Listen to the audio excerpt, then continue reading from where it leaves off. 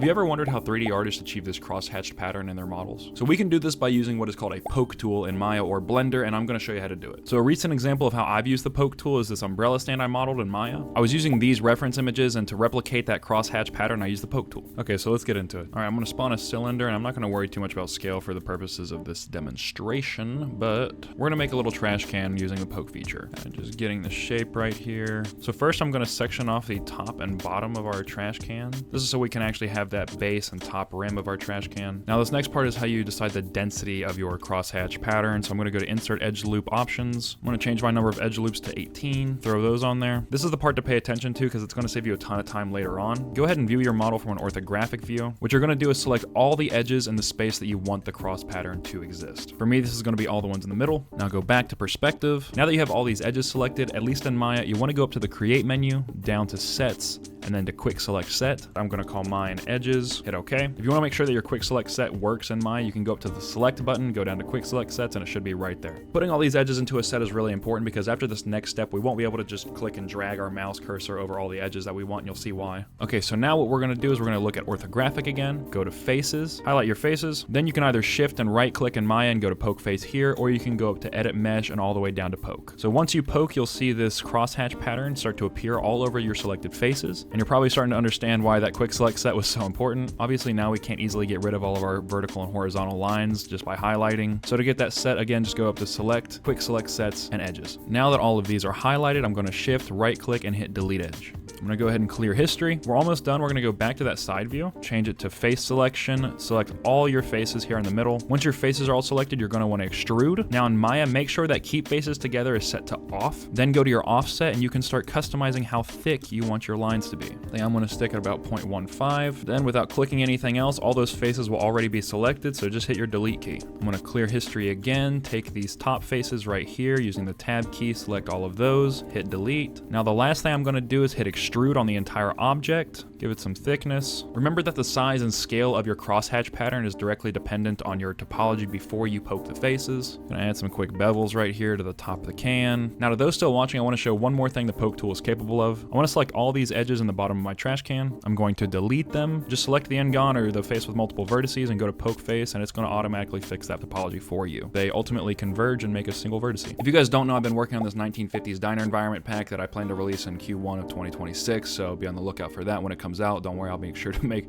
plenty of videos on it when it does. But until then, create more, and until next time.